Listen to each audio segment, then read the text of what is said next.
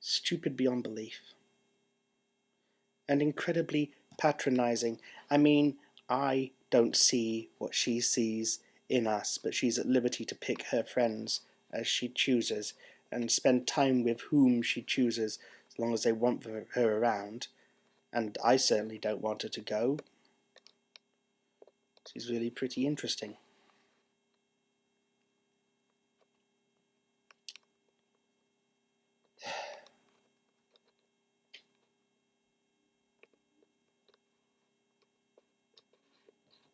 And I'm just tired.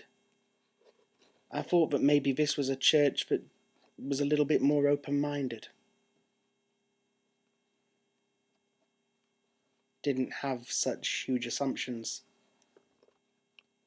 You know, one of the reasons I've stayed here so long, well, after, it became obvious that being at ALC wasn't going to change my life in any huge, titanic, dramatic way, was, I guess, because they allowed me to be in the young adults group, the 18 to 30s group, and still treated me like a young person in that context. Or at least allowed me to have that illusion, I suppose.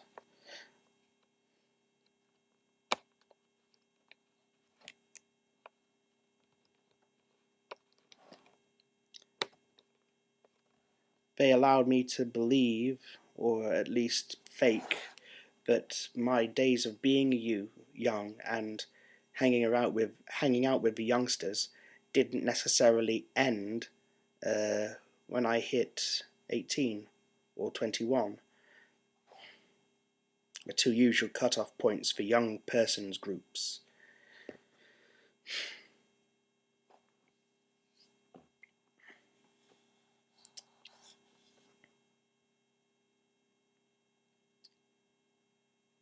But now apparently Ed, and I didn't know he'd been doing this, but apparently he'd been going over to help with the young people, or just to hang out, I guess, with the young people at Edge, and I didn't know he'd been doing this, and now he's been told not to.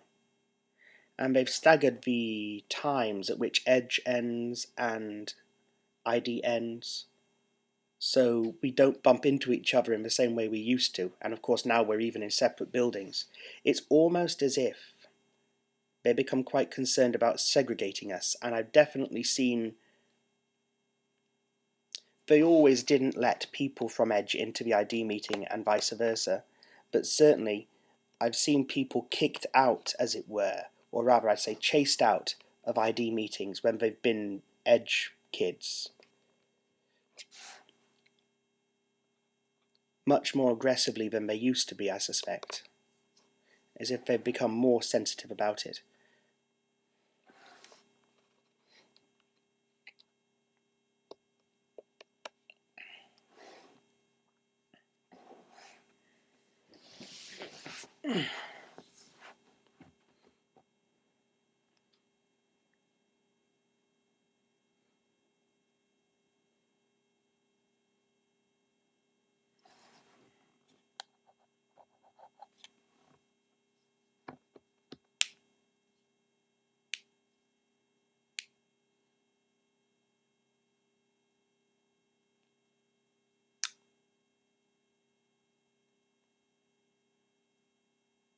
And I think it's quite patronising to send a designated adult, a youth leader, to give that adultish, teacherish explanation of why things have to change, instead of having the guts to go to someone yourself and just explain why you don't want to hang out around them anymore.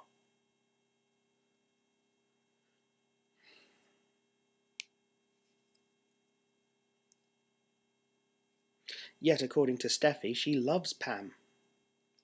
That's what her Facebook status says, or said. So I don't know whether she's had a talk with her yet or not. But to me it makes no sense.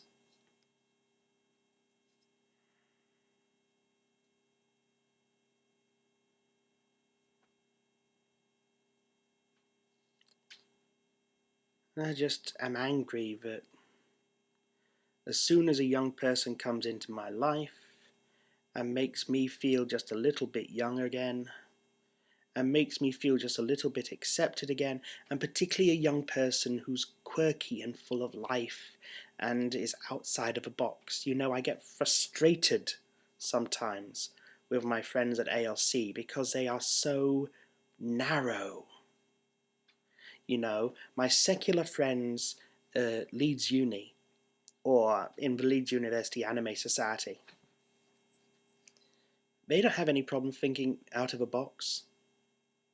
Heck, we were planning a holiday away together, but never happened.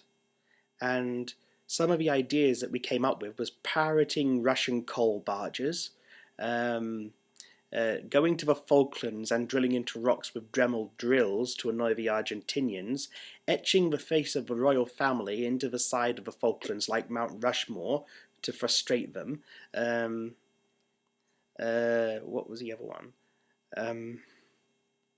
My friend decided to get back at her is it her stepdad?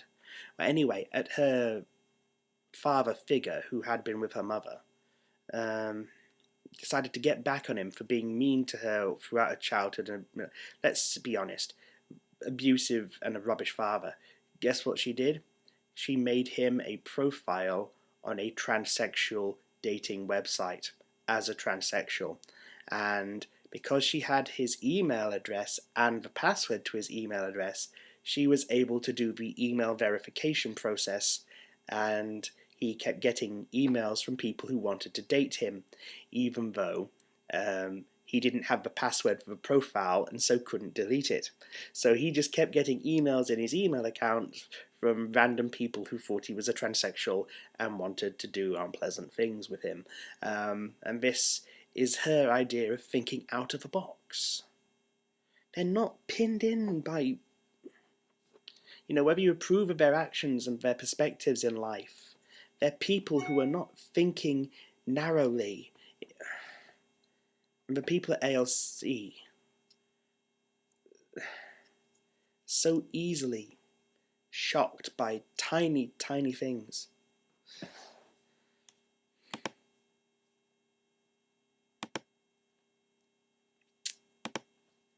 It's like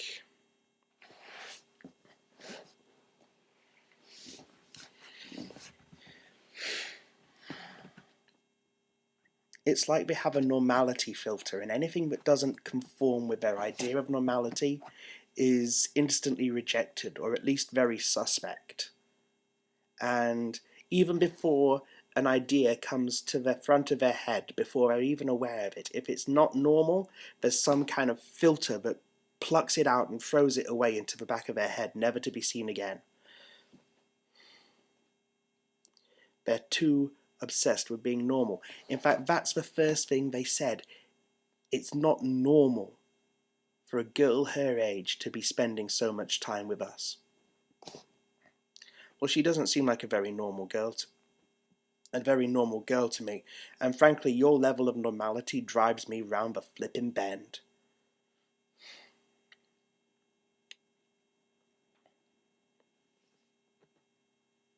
I think that's everything for tonight. There is more I could say, I'm sure, and I will get round to it. I wanted to talk about economics.